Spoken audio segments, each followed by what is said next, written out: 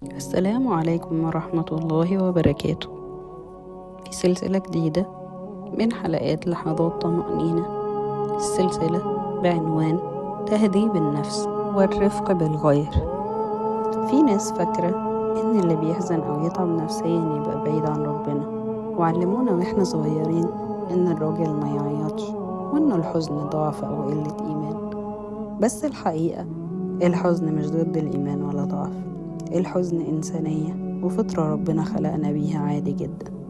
الرسول صلى الله عليه وسلم نفسه مر بعام اتسمى عام الحزن، فقد فيه أحب الناس إليه السيدة خديجة رضي الله عنها وعمه أبو طالب، واترمى بالحجارة في الطائف لحد ما أدمت قدماه الشريفتين. حبيبي يا رسول الله، اللهم صل وسلم وبارك على سيدنا محمد.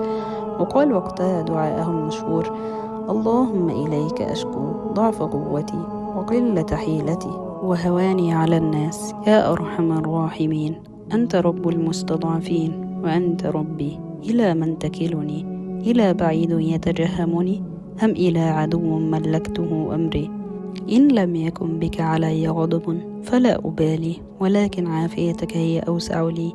أعوذ بنور وجهك الذي أشرقت له الظلمات وصلح عليه أمر الدنيا والآخرة، من أن تنزل بي غضبك أو يحل علي سخطك، لك العتبى حتى ترضى، ولا حول ولا قوة إلا بك.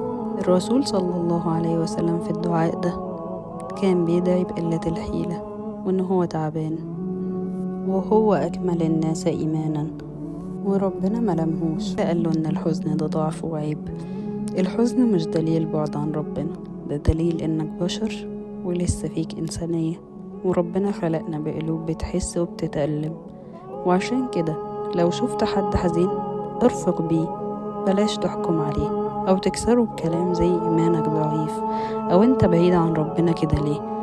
الكلمات دي ممكن تدمره أكتر، بتخليه ييأس من رحمة ربنا، وممكن توصله لمراحل خطيرة جدا انت مش عارف عواقبها ولا هو.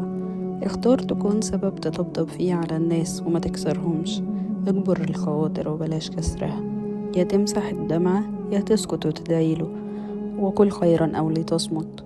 خليك دايما شخص في قلبه رحمة زي ما ربنا بيحب. ربنا بيحب جبر الخواطر وبيحب عباده الرحماء، وكن من المحسنين. وابعت الكلام ده لكل الناس اللي تعرفهم.